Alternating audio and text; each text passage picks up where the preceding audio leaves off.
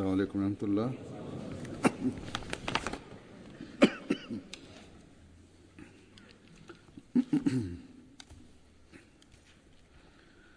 अशहदु अल्ला इलाहा इल्लल्लाह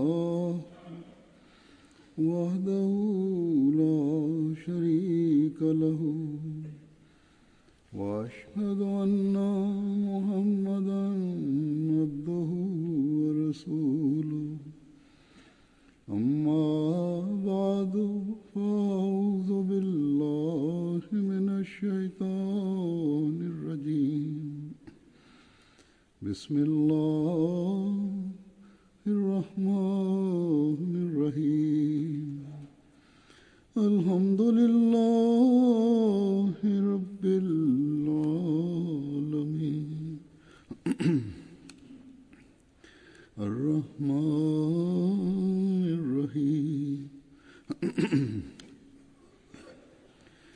मालिकि यौमिद्दीन इय्याका नअबुदु व इय्याका नस्तईन इहदिनस सिरातल मुस्तक़ीम सिरातल लज़ीना अनअमता अलैहिम गैरिल मग़्दूबि अलैहिम वलद्दाल्लीन।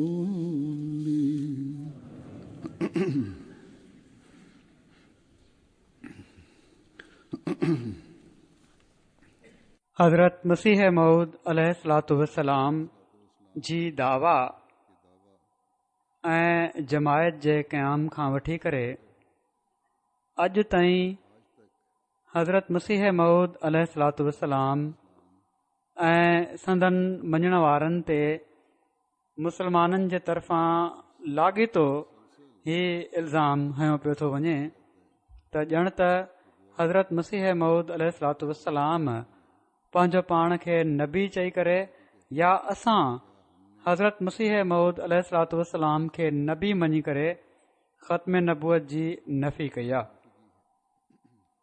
जॾहिं त हक़ीक़त हीअ आहे त ही सरासर असांखे ख़बर आहे त असां ते कूड़ो इल्ज़ाम आहे ऐं तुहमत आहे।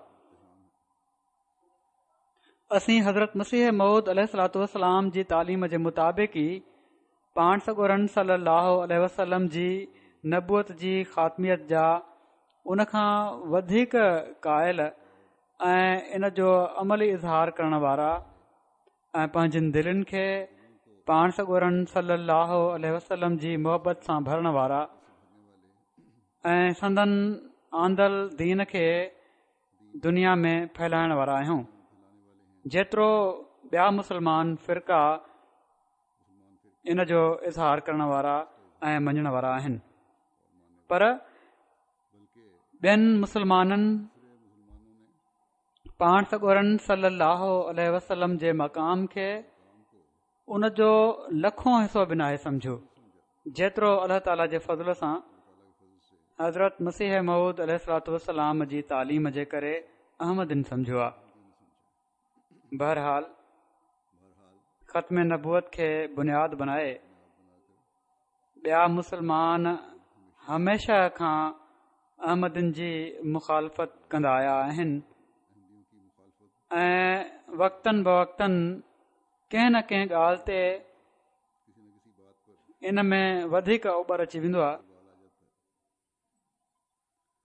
या फ़क़ति नाले जे आलिमनि ऐं तनज़ीमुनि पारां मुसलमाननि खे इन सिलसिले में भड़काइण जी कोशिश कई वेंदी आहे। पहिरियां खां वधी करे कुझु ॾींहं पहिरियां जेका ग्लासगो में अहमदीअ जी शहादत थी आहे, इन जे करे हिन मामले खे मुखालफ़नि पंहिंजी जान बचाइण जे लाइ मज़हबी जज़्बात जो इशू बनाइण जी कोशिश कई, पर पोइ हुकूमत जे मुस्बित रवैये ऐं प्रेस जी तमामु घणी दिलचस्पीअ जे करे ज़ाहिरन माज़रत खाणो रवैयो बि अख़्तियार करे वरितऊं। इन्हनि केतिरनि ई तनज़ीमुनि पर वॾी तनज़ीम जेका हितां जी आहे मुस्लमाननि जी, पर साण ई इन ॻाल्हि ते बि हट धर्मी सां क़ाइमु रहिया ऐं इन जो इज़हार कयाऊं त अहमदी मुस्लमान बहरहाल न आहिनि। मस्जिदुनि में इन जो तमामु घणो इज़हार कयो वञे थो ऐं आम मुस्लमाननि जी दिलि में एतिरो वधीक विझी छॾियो अथनि जो मुस्लमाननि जा ॿार बि जिन खे शायदि कलमो बि चङी तरह यादि न हुजे, जिन खे हीअ बि नाहे ख़बर त ख़त्म नबूअत कहिड़ी शइ आहे, अहमदी ॿारनि खे स्कूलनि में ई चवंदा आहिनि त तव्हां मुस्लमान न आहियो। किन ॿारड़ियुनि कुझु ॾींहं पहिरियां मूंखे लिखियो त असां सां अहिड़ी तरह वर्ताव थिए थो त मां उन्हनि खे इहो ई चवंदो आहियां त पहिरियां खां वधी करे इस्लाम जूं ॻाल्हियूं सिखो ऐं पंहिंजे दोस्तनि खे ॿुधायो त असां त मुस्लमान आहियूं ऐं इस्लाम जी तालीम ते अमल कयूं था। पाण सॻोरनि सलाहु वसलम खे ख़ातमुन नबीन मञूं था ऐं पाण सॻोरनि सलाहु वसलम जी पेशिनगोई जे मुताबिक़ इन पेशिनगोई जे मुताबिक़ ई अचण वारे मसीह मौद खे पाण सॻोरनि सलाहु वसलम जो ग़ुलाम ऐं संदन ताबे नबी मञूं था। बहरहाल दुनिया जे मुख़्तलिफ़ मुल्कनि में अहमदनि जे ख़िलाफ़ ही ओबर वक़्तनि ब वक़्तनि उथंदा रहंदा आहिनि ऐं हाणे छो त मीडिया ऐं सफ़र जे तेज़ वसीलनि जे करे, आसानीअ जे करे, सहूलतुनि जे करे मुखालिफ़ ऐं मुखालफ़तूं हर हंधि पहुची वञनि थियूं, तंहिं करे दुनिया जो को मुल्क बि हाणे फ़साद पैदा करण वारनि फ़क़ति नाले जे मुस्लमाननि खां महफ़ूज़ न आहे। अफ्रीका में बि किन जॻहियुनि ते पहुची था वञनि ऐं जिथे कॾहिं बि ही माण्हू पहुता न हुआ ऐं उहे माण्हू लामज़हब हुआ या ईसाई हुआ या मुस्लमान हुआ त फ़क़ति नाले जा, उते जॾहिं अहमदनि वञी जमायतूं क़ाइमु कयूं, मस्जिदूं ठाहियूं त ही माण्हू पहुची वेंदा आहिनि उते बि त ही मुस्लमान न आहिनि। त बहरहाल ही हिननि जा हमला हरबा आहिनि, ही इस्तेमालु कंदा रहंदा ऐं इन जे करे हिते रहण वारा, यूरोप में रहण वारा बि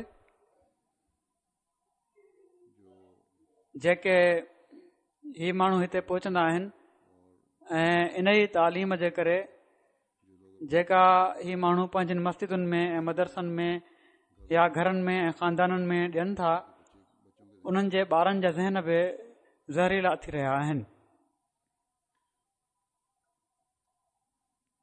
पर जिथे जिथे ही पहुची रहिया आहिनि, इन सां गॾु असांजे बि हर अहमदी ॿार ऐं नौजवान जो फ़र्ज़ु आहे त इस्लाम जी सही तालीम जी पूरी तरह ॼाण हासिल कनि, उन तालीम जी ॼाण हासिल कनि जंहिंखे हिन ज़माने में खोले करे असांखे हज़रत मसीह मऊद अलैहिस्सलातु वस्सलाम ॿुधायो आहे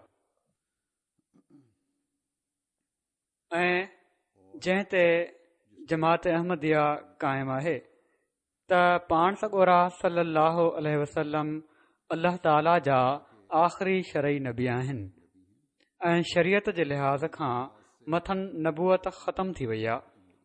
माना त हाणे का नई शरीयत नथी अची सघे। अहिड़ी तरह क़ुर शरीफ़ आख़िरी शरई किताब आहे ऐं अहिड़ी तरह हज़रत मसीह मऊद अलैहिस्सलातु वस्सलाम पाण सॻोरनि सलाहु वसलम जी ग़ुलामी में अचण वारा संदन ग़ुलाम नबी आहिनि, संदन शरीयत खे जारी करण वारा नबी आहिनि, जन पाण सॻोरनि सलाहु वसलम जी शरीयत खे ई दुनिया में फैलाइणो आहे। बहरहाल मुखालफ़तुनि त हमेशा जे लाइ जमायत सां असां इहो ई वर्ता अलाह ताला जो ॾिठो आहे त जॾहिं बि मुखालफ़तूं वधियूं आहिनि इन्हनि मुखालफ़तुनि जमायत जे लाइ भाण जो कमु कयो आहे। इन खां त असांखे त को फ़िकिर न कॾहिं हुयो न आहे न हुअणु घुर्जे। हिन मौजूदा मुखालफ़त सां बि मीडिया जे ज़रिए जमायत जो तमामु वॾो तारुफ़ थियो आहे, जो जेको शायदि पहिरियां असां एतिरे थोरे वक़्त में न करे सघूं हा। हिते बि हिन मुल्क में बि इन तरफ़ वॾी तवजो पैदा थी आहे। ऐं पोइ हीउ बि त के अहमदी नौजवान जेके वधीक मज़हब में दिलचस्पी न रखंदा हुआ उन्हनि खे बि जमायत सां त एतिरो उन्हनि जो किन जो उथण वेहण न हुयो या अचणु न हुयो, या कॾहिं ईद ते अची विया या परे खां मुफ़ासिलो रखियऊं। पर हिन मीडिया जे ज़रिए सां उन्हनि खे पतो पइजी वियो आहे त असीं हज़रत मसीह मऊद अलैहिस्सलातु वस्सलाम खे नबी करे मञूं था, पर पाण सॻोरन सल्लल्लाहु अलैहि वसल्लम जी ग़ुलामीअ में। हज़रत मसीह मऊद अलैहिस्सलातु वस्सलाम पाण सॻोरन सल्लल्लाहु अलैहि वसल्लम जी ग़ुलामीअ जो कहिड़ी तरह हक़ अदा कयो ऐं पाण सॻोरन सल्लल्लाहु अलैहि वसल्लम जे ख़ातमुन नबीन हुअण जे मक़ाम खे कहिड़ी तरह क़ाइमु करे ॾेखारियो ऐं असांजी कहिड़ी तरह रहनुमाई फ़रमायाऊं, इन बारे में हज़रत मसीह मऊद अलैहिस्सलातु वस्सलाम जा ई कुझु इरशाद पेश कयां थो। पाण अलैहिस्सलाम फरमाइनि था त यकीनन यादि रखो त को शख़्स मुस्लमान नथो थी सघे ऐं पाण सॻोरन सल्लल्लाहु अलैहि वसल्लम जो पोइलॻ नथो बणिजी सघे जेसि ताईं पाण सॻोरन सल्लल्लाहु अलैहि वसल्लम खे ख़ातमुन नबीन यकीन न करे, जेसि ताईं हिननि मुहदसात खां अलॻि न थिए, जेसि ताईं हिननि मुहदसात खां अलॻि नथो थिए, माना त ही नयूं नयूं ॻाल्हियूं ऐं मुख़्तलिफ़ क़िस्म जा ज़िक्र ऐं मुख़्तलिफ़ क़िस्म जूं बिदतूं मज़हब में शामिल करे वरितियूं आहिनि हिननि माण्हुनि, उन्हनि खां जेसि ताईं अलॻि नथो थिए, ही हज़रत मसीह मऊद अलैहिस्सलाम शामिल न आहिनि कयूं, पर मुख़्तलिफ़ आलमनि ऐं पीरनि शामिल कयूं आहिनि। पाण फरमाइनि था त जेसि ताईं उन्हनि खां अलॻि न थींदो ऐं पंहिंजे कौल ऐं फ़ेल सां हर शख़्स जेसि ताईं पाण सॻोरन सल्लल्लाहु अलैहि वसल्लम खे ख़ातमुन नबीन करे नथो मञे, कुझु न आहे। सो ही सिर्फ़ ज़ुबानी ॻाल्हियूं न आहिनि, पर अमली तौर ते बि पाण सॻोरन सल्लल्लाहु अलैहि वसल्लम खे ख़ातमुन नबीन करे मञण जी ज़रूरत आहे। ऐं जेकॾहिं हू नथो मञे त पाण फरमाइनि था त उहो कुझु बि न आहे। पाण फरमाइनि था त सादी केॾो न भलो चयो आहे त बज़ोहदो वरा कूश वसिद को सफ़ा व लेकिन मी फ़ज़ाए बर मुस्तफ़ा, त माना त ज़ुहद ऐं तक़वा ऐं सिदको सफ़ा जे लाइ ज़रूरु कोशिश कयो, पर मुस्तफ़ा सल्लल्लाहु अलैहि वसल्लम जे ॿुधायल तरीक़े खां अॻिते न निकिरो।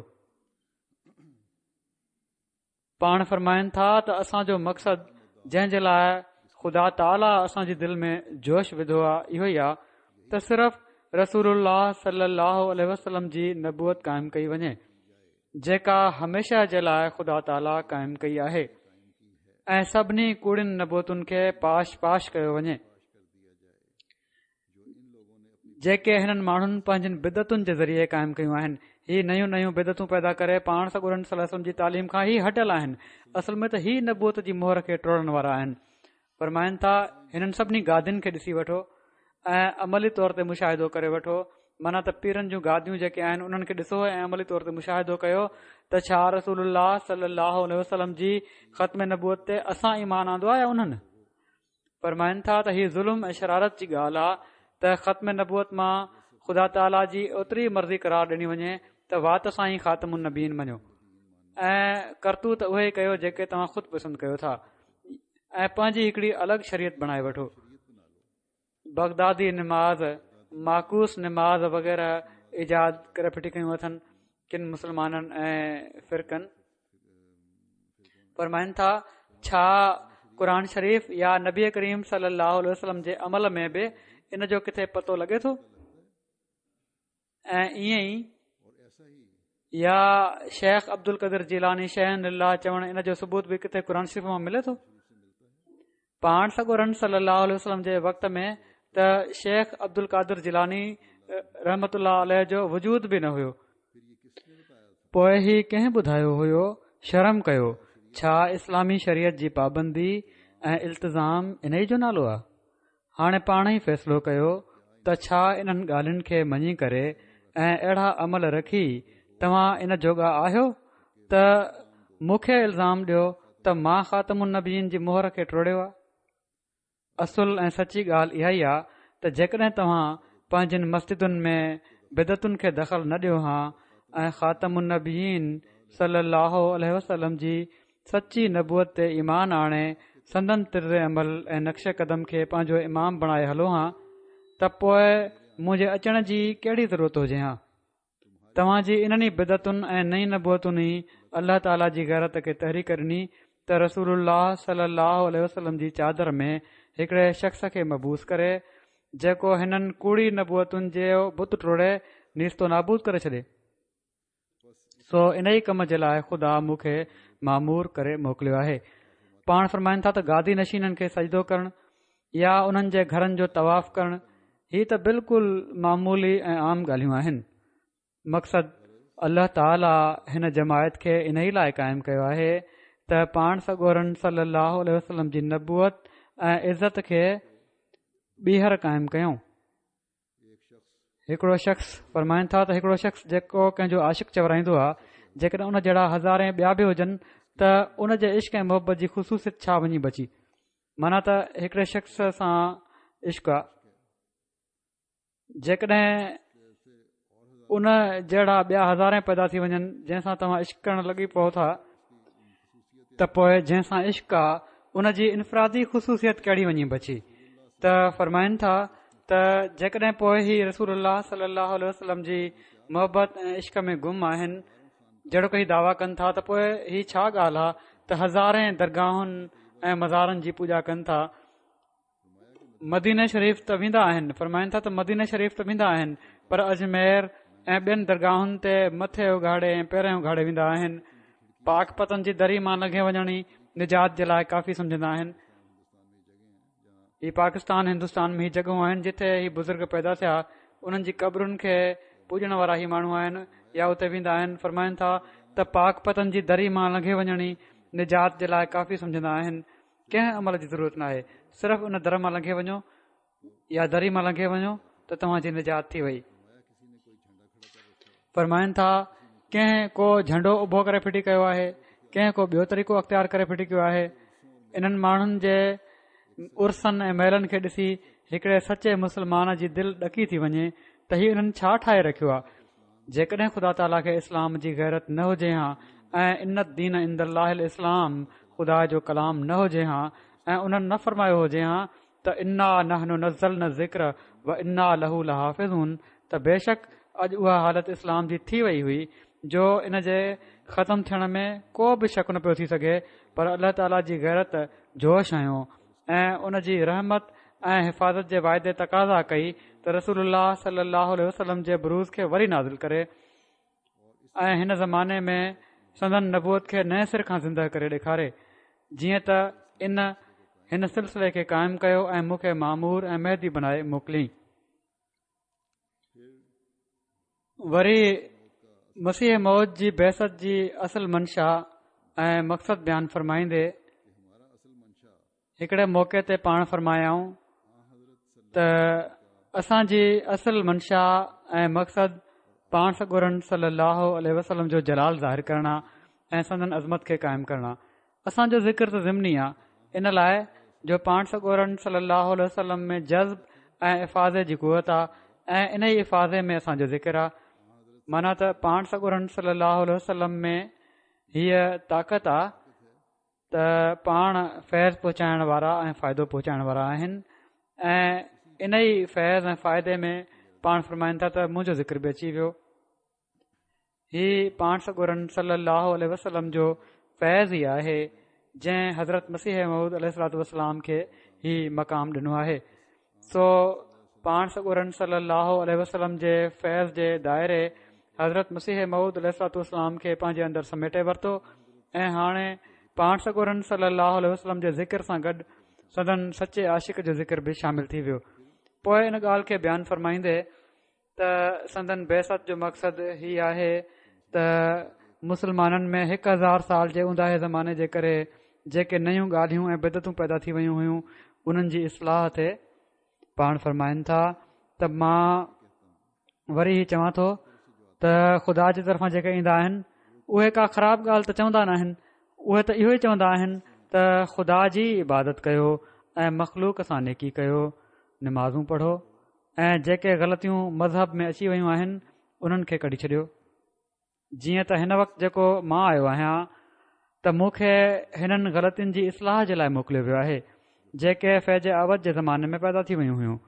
हीउ ऊंदाहो ज़मानो जेको हुयो हिकिड़ो मुस्लमाननि में आयो दौरु उन में पैदा थी वयूं हुयूं। सभिनी खां वॾी ग़लती हीअ आहे त ख़ुदा ताला जी अज़मत ऐं जलाल खे ख़ाक में मिलायो वियो ऐं रसूलुल्लाह सल्लल्लाहु अलैहि वसल्लम जी सची ऐं अहम ऐं आला तौहीद खे मशकूक कयो वियो। हिकु पासे त पाण सॻोरन सल्लल्लाहु अलैहि वसल्लम जी सची ऐं अहम ऐं आला तौहीद जी तालीम खे मशकूक कयो वियो आहे। हिकु पासे त ईसाई चवनि था त यसू ज़िंदा आहे ऐं तव्हांजा नबी सल्लल्लाहु अलैहि वसल्लम ज़िंदा न आहिनि ऐं हू इन मां हज़रत ईसा खे ख़ुदा ऐं ख़ुदा जो पुटु करार ॾियनि था छो त हू 2000 सालनि खां ज़िंदा हलंदो पियो थो अचे। न ज़माने जो को असरु उन्हनि ते थियो। ॿिए पासे मुस्लमाननि ही तस्लीम करे वरितो त बेशक मसीह ज़िंदा आसमान ते हलियो वियो ऐं 2000 सालनि खां हींअर ताईं ओड़ी तरह मौजूदु आहे। को तग़युर ऐं तबदुल उन जी हालत ऐं सूरत में नाहे थियो ऐं रसूलुल्लाह सल्लल्लाहु अलैहि वसल्लम मरी विया। मां सच चवां थो त मुंहिंजी दिलि ॾकी थी वञे जॾहिं मां हिकिड़े मुस्लमान मुला जे वात मां हीउ लफ़्ज़ ॿुधां थो त रसूलुल्लाह सल्लल्लाहु अलैहि वसल्लम मरी विया। ज़िंदा नबी खे मुर्दा रसूल करार ॾिनो वियो। इन खां वधीक बेहुरमती ऐं बेइज़ती इस्लाम जी ॿी कहिड़ी थींदी मगर हीअ ग़लती ख़ुदि मुस्लमाननि जी आहे जन क़ुर शरीफ़ जे वाज़े ख़िलाफ़ हिकिड़ी नई ॻाल्हि पैदा करे वरिती। क़ुर शरीफ़ में मसीह जे मौत जो वरी वज़ाहत सां ज़िक्र कयो वियो आहे पर असुल में हिन ग़लती जो इज़ालो मुंहिंजे लाइ रखियो वियो हुयो छो त मुंहिंजो नालो ख़ुदा हकम रखियो आहे। हाणे जेको इन फ़ैसिले जे लाइ अचे उहो ई इहा ग़लती कढे। दुनिया उन खे क़बूल न कयो पर ख़ुदा उन खे क़बूल कंदो ऐं तमामु ज़ोरावर हमलनि सां उन जी सचाई ज़ाहिर करे छॾींदो। अहिड़े क़िस्म जी ॻाल्हियुनि दुनिया खे ॾाढो नुक़सानु रसायो आहे। ही जेके माण्हू कनि था फरमाइनि था पर हाणे वक़्तु अची वियो आहे जो हीउ सॼो कूड़ ज़ाहिर थी वञे। ख़ुदा ताला जंहिंखे हकम करे मोकिलियो आहे उन खां ही ॻाल्हियूं लिकी नथियूं सघनि। भला दाईअ खां पेट लिकी सघे थो? क़ुर साफ़ फ़ैसिलो करे छॾियो आहे त आख़िरी ख़लीफ़ो मसीह मौद हूंदो ऐं उहो अची वियो आहे। हाणे बि जेकॾहिं को इन ते लकीर जो फ़क़ीर रहंदो जेका फैज़ अवध जे ज़माने जी आहे त उनखे न सिर्फ़ पाण खे नुक़सानु थींदो पर इस्लाम खे नुक़सानु पहुचाइण वारो करार ॾिनो वेंदो उहो। ऐं हक़ीक़त में इन ग़लति ऐं नापाक अक़ीदे लखे माण्हुनि खे मुर्तद करे छॾियो आहे। इन उसूल इस्लाम जी ॾाढी हथक कई आहे ऐं रसूलुल्लाह सल्लल्लाहु अलैहि वसल्लम जी तौहीन। जॾहिं ही मञियो वियो त मुर्दनि खे ज़िंदा करण वारो आसमान ते वञण वारो आख़िरी इंसाफ़ करण वारो यसू मसीह आहे त पोइ असांजा नबी करीम सल्लल्लाहु अलैहि वसल्लम त माज़ अल्लाह कुझु बि न थिया। हालांकि उन्हनि खे रहमतुल आलमीन चयो वियो ऐं पाण काफ़तुन नास जे लाइ रसूल थी करे आया। ख़ातमुन नबीन उहे ई थिया। उन्हनि माण्हुनि जो जेके मुस्लमान चवराए अहिड़ा बेहूदा अक़ीदा रखनि था हीअ बि मज़हब आहे त हिन वक़्तु जेके पखी मौजूदु आहिनि उन्हनि में कुझु मसीह जा आहिनि ऐं कुझु ख़ुदा ताला जा नऊज़ बिल्लाह मिन ज़ालिक। मां हिकु भेरे हिकिड़े मोहिद खां सुवालु पुछियो त जेकॾहिं हिन वक़्तु 2 जानवर पेश कया वञनि ऐं पुछियो वञे त कहिड़ो ख़ुदा जो आहे ऐं मसीह जो कहिड़ो आहे त उन जवाबु ॾिनो त रलिजी मिलिजी विया आहिनि। हाणे मां हज़रत मसीह मऊद अलैहिस्सलातु वस्सलाम जा कुझु इरशाद ऐं वाक़िया पेश कयां थो, जिन में संदन सीरत जा कुझु पहलू उजागर थियनि था ऐं पतो पए थो त पाण पंहिंजे आका मुता हज़रत मोहम्मद रसूलुल्लाह सल्लल्लाहु अलैहि वसल्लम जे मक़ाम ऐं मर्तबे खे सिर्फ़ इल्मी ऐं अक़ली रंग में साबित करण वारा न हुआ, पर इस्लाम जी तालीम जो अमली इज़हार बि संदन तालीम ऐं अमल मां थिए थो। हिकु भेरे हिकिड़ो शख़्स अब्दुल हक नाले नौजवान हुयो, कॉलेज जो स्टूडेंट, जेको पहिरियां मुस्लमान हुयो पोइ ईसाई थी वियो। जहिड़ो कि हज़रत मसीह मऊद अलैहिस्सलातु वस्सलाम ज़िक्र कयो त केतिरा ई माण्हू इस्लाम छॾे विया ऐं ईसाई थी विया इन्हनि ॻाल्हियुनि जे करे। हीउ बि उन्हनि मां हिकु हुयो, ईसाई थी वियो। हक़ जी तलाश में या हूअं ई इल्मी तहक़ीक़ जे लाइ कादियान आयो ऐं हज़रत अक़दस मसीह मऊद अलैहिस्सलातु वस्सलाम वटि कुझु वक़्तु तरसियो। मुख़्तलिफ़ मुलाक़ातुनि में पाण अलैहिस्सलाम हिननि वटि मसला बयानु फ़रमाईंदा हुआ। हिकिड़े ॾींहुं हिननि चयो त हिकिड़े ईसाई जे साम्हूं जॾहिं तव्हांजो नालो वरितो वियो त उन तव्हांखे गार ॾिनी। उन नौजवान चयो, चवणु लॻो मूंखे ही तमामु ख़राबु लॻो। इन ॻाल्हि खे ॿुधी हज़रत मसीह मऊद अलैहिस्सलातु वस्सलाम जवाबु ॾिनो, हू संदन आला अख़लाक जो इज़हार करे थो कीअं? पाण फरमायाऊं त गारियूं ॾियनि था त उन जी मूंखे त का परवाह न आहे। केतिरा ई ख़त गारियुनि जा ईंदा आहिनि जंहिंजो मूंखे टैक्स बि ॾियणो पवंदो आहे ऐं खोलींदो आहियां त गारियूं हूंदियूं आहिनि। इश्तिहारनि में गारियूं ॾिनी वेंदियूं आहिनि। अॼुकल्ह बि इहो ई हाल आहे। पाकिस्तान में वॾा वॾा इश्तिहार लॻनि था ऐं हाणे त खुलियल लिफ़ाफ़नि ते गारियूं लिखी मोकिलींदा आहिनि। पर इन्हनि ॻाल्हियुनि सां छा थींदो आहे ऐं ख़ुदा जो नूर किथे विसामी सघिजे थो? हमेशह नबियुनि ऐं रास्तबाज़नि सां नाशुक्रनि इहो ई वर्ताव कयो आहे। असां जंहिंजे नक्शे कदम ते आया आहियूं, मसीह नासरी, उन सां छा थियो? छो त ही ईसाई थी विया हुआ। इन लाइ मसीह जो मिसाल पेश कयऊं त उन्हनि सां बि त इहो ई थियो हुयो। गारियूं ॾिनियूं वेंदियूं हुयनि, ज़ुल्म थियो, सलीब ते बि चाढ़ियो वियुनि। पर फरमायाऊं ऐं असांजे नबी करीम सल्लल्लाहु अलैहि वसल्लम सां छा थियो? हाणे ताईं नापाक तब माण्हू गारियूं ॾियनि था। मां त इंसान ज़ात जो सही ख़ैर ख़ा आहियां। जेको मूंखे दुश्मन सम्झे थो उहो ख़ुदि पंहिंजी जान जो दुश्मन आहे। जहिड़ो कि मूं चयो त ही अब्दुल्ला नाले शख़्स केतिरा ई ॾींहं उते रहियो ऐं हुज़ूर सां ॻाल्हि ॿोल हलंदी रही ऐं पाण उन्हनि जे मुख़्तलिफ़ सुवालनि जा जवाब बि ॾींदा रहिया। हिकिड़े ॾींहुं हज़रत मसीह मऊद अलैहिस्सलातु वस्सलाम उनखे फ़रमायो त मां तव्हांखे बार बार इहो ई चवां थो त जेसि ताईं तव्हांजी सम्झ में का ॻाल्हि न अचे उहा तव्हां बार बार पुछो। न त ही सही तरीक़ो न आहे त हिकिड़ी ॻाल्हि खे तव्हां सम्झो न ऐं चई छॾियो त हा सम्झी वरितो आहे। इन जो नतीजो ख़राबु हूंदो आहे। त ही संदन हौसलो हुयो। बार बार पाण चवनि पिया त पुछ। पाण अलैहिस्सलाम खे हिकिड़ी तड़प हुई त माण्हुनि ते हक़ खुले ऐं हू उनखे क़बूल कनि। ही नौजवान जेके हुआ सिराजुद्दीन ईसाई खे बि हू सुञाणनि पिया, जंहिं हज़रत मसीह मऊद अलैहिस्सलातु वस्सलाम खां सुवाल कया हुआ ऐं पोइ पाण उन जा जवाब बि ॾिनऊं जेके छपजी बि विया।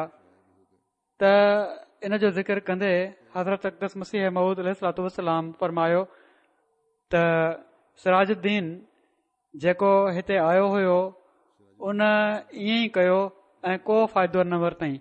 माना त सुवाल करे पियो ऐं चुप रहे पियो, अॻिते वधीक सुवाल न पियो करे ऐं हिते अची बि उन को फ़ाइदो न वरितो।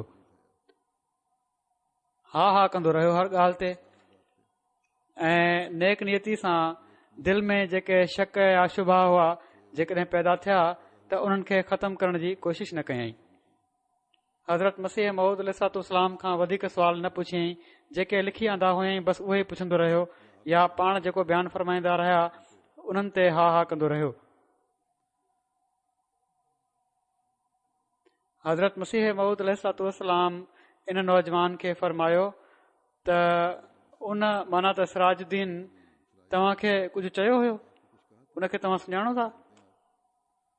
त अब्दुल हक नाले शख़्स जवाबु ॾिनो त हा, हू मूंखे झले पियो त ओॾां न वञ, का ज़रूरत नाहे। जॾहिं असां हिकिड़ी सचाई खे हासिल करे वरितो आहे, हीअ बि मुस्लमाननि मां ईसाई थी वियो हुयो, त जॾहिं सचाई खे असां हासिल करे वरितो आहे माना त ईसाईयत खे, त पोइ कहिड़ी ज़रूरत आहे त अञा ॻोल्हींदा वठूं। ऐं हीअ बि हुन चयो हुयो त जॾहिं मां आयो हुउसि त हू मूंखे 3 मेलनि ताईं छॾण आया हुआ ऐं पघर आयल हुन। उन ईसाई खे वापसी ते अलविदा चवण जे लाइ 3 मेलनि ताईं हज़रत मसीह मऊद अलैहिस्सलाम विया हुआ। ऐं हीअ बि महिमान नवाज़ी जो उहो आला ज़र्फ़ आहे जंहिंजो इज़हार पाण कयऊं। एडिटर बदर जेको इन ते नोट लिखियो आहे उहो ही आहे त सलीमुल फितरत माण्हू हज़रत मसीह मऊद अलैहिस्सलाम जी शफ़क़त ऐं हमदर्दी ते गौर कनि ऐं इन जोश जो अंदाज़ो कनि जेको उन जी फितरत में कंहिं रूह खे बचाए वठण जे लाइ आहे। छा 3 मेलनि ताईं वञणु सिर्फ़ हमदर्दी जे लाइ न हुयो? हज़रत मसीह मऊद अलैहिस्सलाम जेके विया 3 मेलनि ताईं उन ईसाई सां गॾु, हमदर्दी जे लाइ हुयो त जीअं उनखे बचाइनि। लिखनि था त न त मियां सिराजुद्दीन मां कहिड़ो मक़सदु हुयो। जेकॾहिं फितरत सलीम हुजे त संदन हिन हमदर्दी जे जोश मां ई हक़ जो पतो पइजी वञेसि। असांजे लाइ अहिड़ो सचो जोश रखण वारा तो ते ख़ुदा जो सलाम, सलामत बातू ऐं मर्द सलामत। हज़रत मसीह मऊद अलैहिस्सलाम फरमायो इन ते पघर ते त उन्हनि खे पघर अची वियो हुयो। हज़रत मसीह मऊद अलैहिस्सलाम खे पाण फरमाइनि था त इन पघर मां उन हीउ सम्झो त ॼण त जवाबु न आयो। अफ़सोस, तव्हां उन खां पुछो त सही आहे त पोइ हू हिते रही निमाज़ूं छो पढ़ंदो हुयो? जॾहिं हू हिते आयो हज़रत मसीह मऊद अलैहिस्सलाम वटि त निमाज़ूं बि पढ़ंदो हुयो। ऐं पाण फरमाइनि था त छा उन न चयो हुयो त मुंहिंजी तसली थी वई? पोइ मुंहिंजे साम्हूं हुजे त मां उनखे हलफ़ ॾेई पुछां। साम्हूं हुअण सां कुझु त शर्म अची वेंदो आहे। बहरहाल अब्दुल हक साहब चयो त मां निमाज़ुनि जो हाल पुछियोमांसि त उन चयो हुयो त हा मां पढ़ंदो हुउसि। ऐं आख़िर मां चई छॾियो हुयो त मां कंहिं थधी जॻह ते वञी फ़ैसिलो कंदुसि। हीउ सिराजुद्दीन जवाबु ॾिनो हुयो। ऐं हीउ बि मिस्टर सिराजुद्दीन चयो हुयो त मिर्ज़ा साहब शोहरत पसंदि आहिनि। मां 4 सुवाल पुछा हुआ, उन्हनि जो जवाबु छापाए छॾियऊं। हज़रत मसीह मऊद अलैहिस्सलाम फरमायो त इन में त शोहरत पसंदी जी का ॻाल्हि न आहे। असां छो हक़ खे लिकायूं हा? जेकॾहिं लिकायूं हा त गुनाहगार थियूं हा ऐं मासियत थिए हा। ख़ुदा जॾहिं मूंखे मामूर करे मोकिलियो आहे त पोइ मां हक़ जो इज़हार कंदुसि ऐं जेको कमु मुंहिंजे हवाले थियो आहे उहो मख़लूक ताईं पहुचाईंदुसि। ऐं इन ॻाल्हि जी मूंखे का परवाह न आहे त को शोहरत पसंदि चए या कुझु ॿियो। पाण हिननि खे वरी ख़त लिखो त हू हिते अची अञा कुझु ॾींहं अची रही वञनि। सो जंहिं कम सां ऐं जंहिं कम जे लाइ ख़ुदा ताला खेनि मोकिलियो हुयो उनखे सिर्फ़ हिकु शख़्स ताईं महदूद न रखियाऊं, पर सम्झाऊं त इन मां ॿियनि माण्हुनि खे फ़ाइदो पहुची सघे थो ऐं इन सां इस्लाम जी हक़ीक़त ज़ाहिर थींदी। त ॿियनि जे लाइ बि पाण ई शाया करे छॾियऊं जवाब कंहिं नाम नमूद जे लाइ न कया हुआ। सो संदन हर कम इस्लाम ऐं पाण सॻोरन सल्लल्लाहु अलैहि वसल्लम जी इज़त ऐं मक़ाम क़ाइमु करण जे लाइ हो। बहरहाल केतिरियूं ई ॻाल्हियूं हिन नौजवान अब्दुल हक सां संदन सैर जो दौरान थींदियूं हुयूं। हिकिड़े ॾींहुं ॻाल्हियूं कंदे पाण इहे ई ॻाल्हियूं कंदे जॾहिं हीउ सुवाल थी रहियो हुयो सिराजुद्दीन जे बारे में, पाण घर जे वेझो पहुची विया।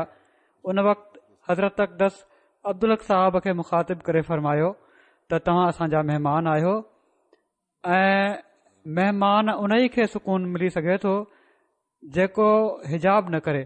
सो तव्हांखे जंहिं शइ जी ज़रूरत हुजे बिना हिजाब कए चई ॾियो। पोइ जमायत खे मुखातिब करे फ़रमायाऊं त ॾिसो ही असांजा महिमान आहिनि ऐं तव्हां मां हर हिक लाइ मुनासिबु आहे त हिननि सां पूरे अख़लाक सां पेश अचे ऐं कोशिशि कंदो रहे त हिननि खे कंहिं क़िस्म जी तकलीफ़ न थिए।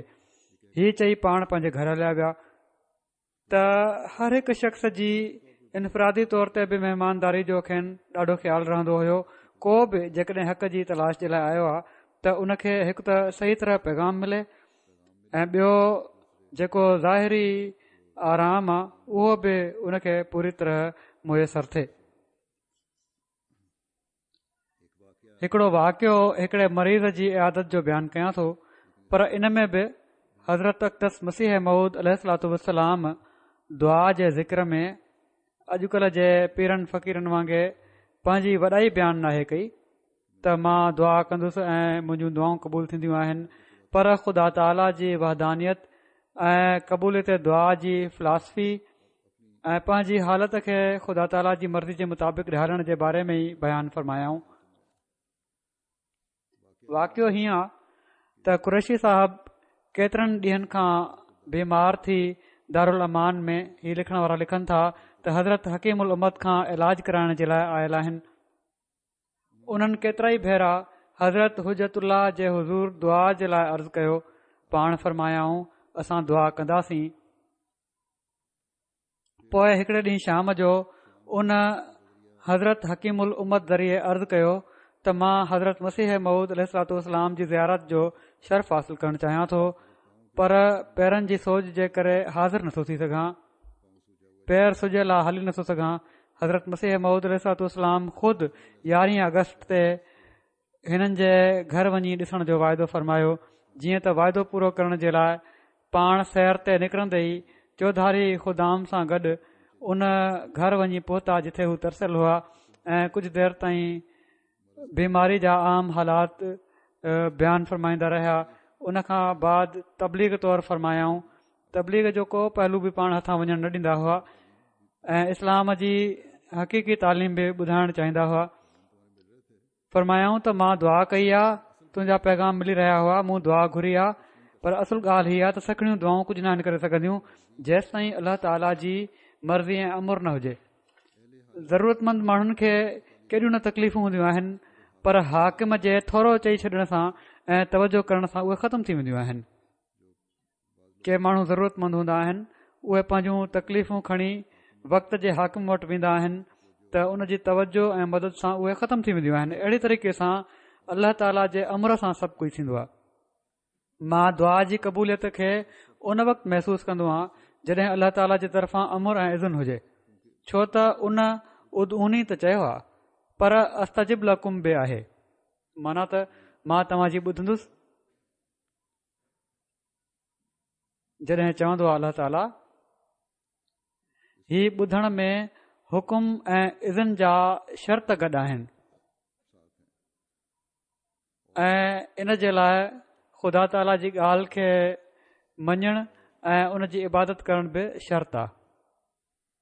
पाण फ़रमायाऊं त हीअ ज़रूरी ॻाल्हि आहे त बानो पंहिंजी हालत में हिकिड़ी पाक तब्दीली करे ऐं अंदर ई अंदरि ख़ुदा ताला सां सुलह करे वठे ऐं हीउ मालूम करे त हू दुनिया में कहिड़े मक़सद जे लाइ आयो आहे ऐं केसि ताईं इन मक़सद खे पूरो करण जी कोशिशि कई अथई। जेसि ताईं इंसान अलाह ताला खे सख़्तु नाराज़ नाहे कंदो उन वक़्त ताईं कंहिं तकलीफ़ में मुब्तला नाहे थींदो, पर जेकॾहिं इंसान तब्दीली करे वठे त ख़ुदा ताला पोइ रुजू बरहमत थींदो आहे।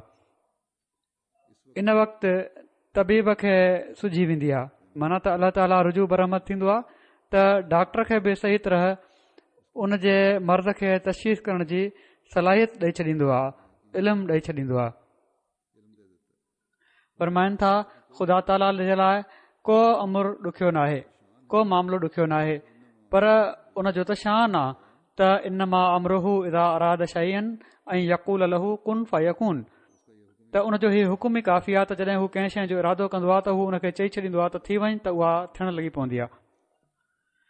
फरमाइनि था त हिकु भेरे मां अख़बार में पढ़ियो हुयो त हिकिड़ो डिप्टी इंस्पेक्टर पेंसिल सां नह मां गंद कढी रहियो हुयो, जंहिंसां उन जो हथु सुजी वियो ऐं आख़िर डॉक्टर हथु वढण जो मशवरो ॾिनो।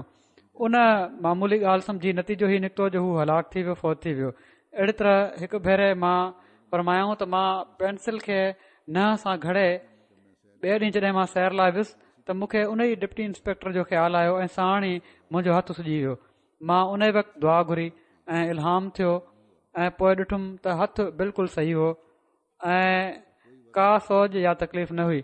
मक़सदु हीअ ॻाल्हि आहे त ख़ुदा ताला जॾहिं पंहिंजो फज़ुल कंदो आहे त का तकलीफ़ बाक़ी नाहे बचंदी, पर इन जे लाइ ज़रूरी शर्त आहे त इंसान पंहिंजे अंदरि तब्दीली करे वठे।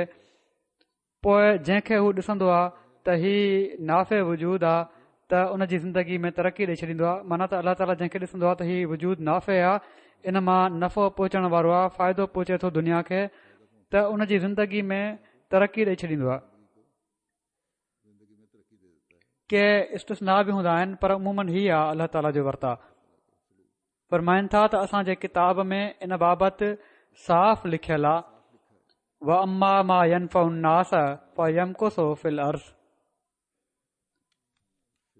त ऐं जेका शइ माण्हुनि खे नफ़ो ॾियण वारी हूंदी आहे उहा ज़मीन में तरसियल रहंदी आहे. व अम्मा मा यनफउ नास फयमकुसु फिल अर्ज़. फरमाइनि था त ईअं ई पहिरियनि किताबनि में मिले थो. हिस्कील नबी जे किताब में बि दर्ज आहे. फरमाइनि था त इंसान खे तमामु वॾे कम जे लाइ मोकिलियो वियो आहे, पर जॾहिं वक़्तु ईंदो आहे ऐं हू इन कम खे पूरो नाहे कंदो त ख़ुदा उन खे ख़तमु करे छॾींदो आहे. ख़ादिम खे ॾिसी वठो, जॾहिं हू सही कमु नाहे कंदो त मालिक उन खे कढी छॾींदो आहे. पोइ ख़ुदा ताला इन वजूद खे कीअं क़ाइमु रखे जेको पंहिंजे फ़र्ज़ खे अदा नथो करे. फरमाइनि था त असांजा मिर्ज़ा साहब माना त हज़रत मसीह मऊद अलैहिस्सलाम जा वालिद मरहूम ऐं मक़फूर 50 सालनि ताईं इलाज कंदा रहिया. उन्हनि जो कौल हुयो त हिननि खे को हिकमी नुस्ख़ो न मिलियो. सच इहो ई आहे त ख़ुदा ताला जे इज़न खां बग़ैर हिकिड़ो हर हिकु ज़रो जेको इंसान जे अंदरि वञे थो कॾहिं बि मुफ़ीद नथो थी सघे. तौबा ऐं इस्तिग़फ़ार ॾाढो करणु घुर्जे त जीअं ख़ुदा ताला पंहिंजो फज़ुल करे. जॾहिं ख़ुदा ताला जो फज़ुल ईंदो आहे त दुआ बि क़बूल थींदी आहे. ख़ुदा इहो ई फरमायो आहे त मां दुआ क़बूल कंदुसि ऐं कॾहिं चयो अथई त मुंहिंजी कज़ा ऐं क़दुरु मञो. इन लाइ मां त जेसि ताईं इज़न नथी वठे घटि उमेद क़बूलियत जी कंदो आहियां. बानो तमामु ई हीणो ऐं बेवस आहे, सो ख़ुदा जे फज़ुल ते नज़र रखणु घुर्जे. पोइ पाण असांजी हुकूकुल्लाह ऐं हुकूकुल इबाद ॾांहुं सही इस्लामी तालीम जे मुताबिक़ रहनुमाई फरमाई ऐं पंहिंजो नमूनो अहिड़ी तरह क़ाइमु फरमायाऊं जहिड़ी तरह पाण पंहिंजे आका मुता हज़रत मोहम्मद रसूलुल्लाह सल्लल्लाहु अलैहि वसल्लम खां सिखियाऊं ऐं खेनि ॾिठाऊं ऐं खाइणु सिखियाऊं. पाण फरमाइनि था त अल्लाह ताला जे हक़नि में सभिनी खां वॾो हक़ इहो ई आहे त उन जी इबादत कई वञे ऐं इन इबादत जो बुनियादु कंहिं ज़ाती मक़सद ते न हुजे. पर जेकॾहिं दोज़ख ऐं बेश्त न बि हुजनि तॾहिं बि उन जी इबादत कई वञे. ऐं इन ज़ाती मोहबत में जेका मख़लूक खे पंहिंजे ख़ालिक सां हुअणु घुर्जे को फ़र्क़ु न अचे. इहे ई एतिराज़ अॼुकल्ह तमामु वॾा माण्हू कनि था दीन जा मुख़ालिफ़ त लालच जे लाइ तव्हां माण्हू इबादत कयो था. त पाण फरमाइनि था त अल्लाह ताला सां प्यार ऐं मोहबत जे करे इबादत करणु घुर्जे. उनजी फरमाइनि था त इन लाइ इन्हनि हक़नि में दोज़ख ऐं बेश्त जो सुवाल न हुअणु घुर्जे. अल्लाह ताला जो हक़ अदा करणो आहे. उन में हीउ सुवाल न हुजे त जन्नत मिलंदी दोज़ख मिलंदो, पर जेका अल्लाह ताला सां मोहबत आहे उनजो हक़ हीउ आहे त उनजी इबादत कई वञे. अल्लाह ताला जा जेके फज़ुल आहिनि उन्हनि जो हीउ हक़ आहे त उनजी इबादत कई वञे. फरमाइनि था त इंसान ज़ात सां हमदर्दी में मुंहिंजो मज़हब ई आहे. ॿियो हमदर्दी इंसान ज़ात जी आहे. फरमाइनि था त मुंहिंजो मज़हब ई आहे त जेसि ताईं दुश्मन जे लाइ दुआ न कई वञे पूरे तौर ते सीनो साफ़ नाहे थींदो. उदऊनी अस्तजिब लकुम. अल्लाह ताला पाबंदी नाहे लॻाई त दुश्मन जे लाइ दुआ कयो त क़बूल न कंदुसि. पर मुंहिंजो त हीउ मज़हब आहे त दुश्मन जे लाइ दुआ करणु हीउ बि नबी करीम सल्लल्लाहु अलैहि वसल्लम जी सुनत आहे. हज़रत उमर रज़ियल्लाहु ताला अन्हु इन ई सां मुस्लमान थिया हुआ. पाण सगोरा सल्लल्लाहु अलैहि वसल्लम उन्हनि जे लाइ अक्सर दुआ घुरंदा हुआ. इन लाइ बुख़ल सां ज़ाती दुश्मनी न करणु घुर्जे ऐं हक़ीक़तन मूज़ी न हुअणु घुर्जे. शुक्र जी ॻाल्हि आहे त असांखे पंहिंजो को दुश्मन नज़र नथो अचे जंहिं जे लाइ 2-3 भेरा दुआ न कई हुजे. हिकु बि अहिड़ो नाहे. ऐं इहो ई मां तव्हांखे चवां थो ऐं सेखारियां थो. ख़ुदा ताला इन खां जो कंहिंखे सही तौर ते तकलीफ़ पहुचाई वञे ऐं नाहक बुख़ल कंदे दुश्मनी कई वञे ईअं ई बेज़ार आहे जीअं हू नथो चाहे त उन सां गॾु कंहिंखे मिलायो वञे. माना त नाजाइज़ दुश्मनियूं ऐं ॿिए खे तकलीफ़ ॾियण पोइ नाजाइज़ तौर ते दुश्मनी जे करे बि अल्लाह ताला खे ओड़ी तरह सख़्तु नापसंद आहे जहिड़ी तरह उन जो को शरीक करार ॾिनो वञे थो। फरमाइनि था त हिकिड़े हंधि हू फसल नथो चाहे ऐं हिकिड़े हंधि वसल नथो चाहे। माना त हिकिड़े हंधि हू जुदाई नथो चाहे, हिकिड़े हंधि मिलणु नथो चाहे या उहो मुक़ाम नथो चाहे जेको मिलण जो हुजे। फरमाइनि था त माना त इंसान ज़ात जो पाण में फसल ऐं पंहिंजो कंहिं गैर सां वसल।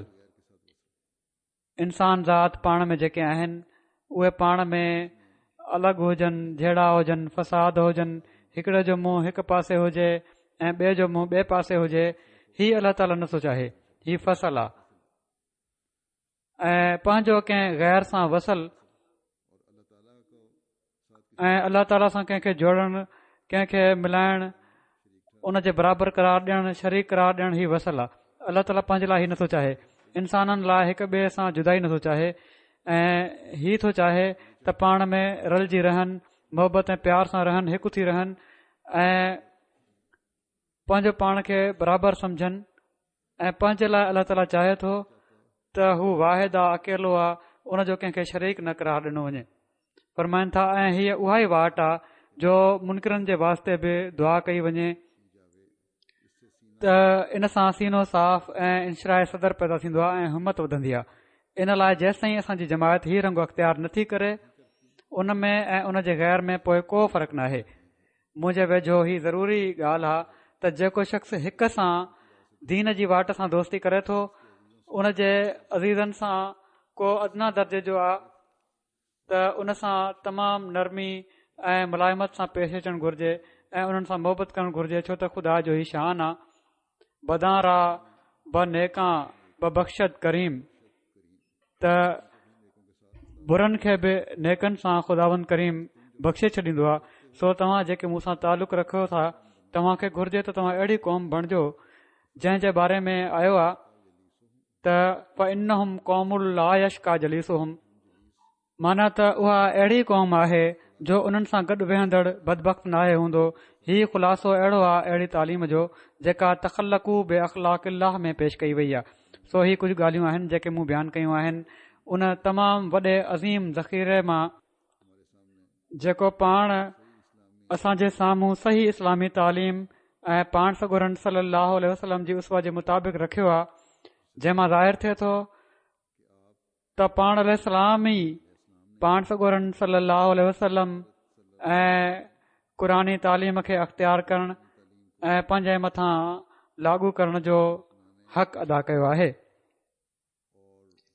ख़त्मे नबूअत जो सिर्फ़ नारो न सुञायो, पर संदन हर कौल ऐं फ़ैल पंहिंजे आका ऐं मुताअ जी पैरवी में हुयो ऐं इन ई तालीम ऐं इन ई शरीयत खे ई क़ाइमु करण जी खेनि तड़प हुई त जीअं दुनिया खे पतो पए त हीअ ख़ूबसूरत तालीम जेका पाण सगोरन सल्लल्लाहु अलैहि वसल्लम ते लथी आहे, इहा ई असली निजात आहे ऐं पंहिंजे मञण वारनि खे बि पाण इन ते अमल करण जी नसीहत ऐं हिदायत फ़रमाई अथनि।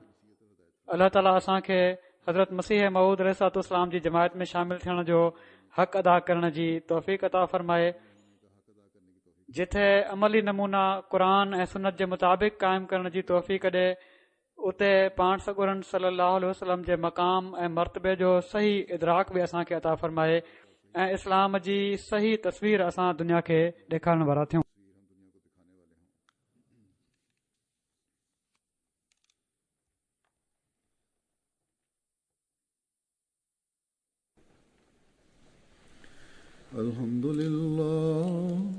अल्हम्दुलिल्लाह नहमदुहु व नस्तईनुहु व नस्तगफिरुहु व नुमिनु बिही व नतवक्कलु अलैहि व नऊज़ु बिल्लाहि मिन शुरूरि अनफुसिना व मिन सय्यिआति अअमालिना मन यहदिहिल्लाहु फला मुदिल्ल लहु वमन युद्लिल्हु फला हादिय लहु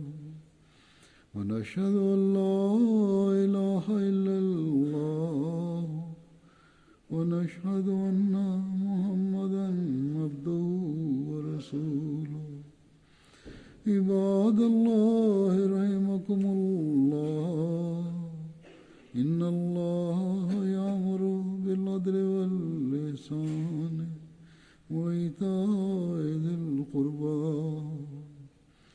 وينهى عن الفحشاء والمنكر والبغي يعظكم لعلكم تذكرون اذكروا الله يذكركم وادعوه يستجب لكم ولذكر الله أكبر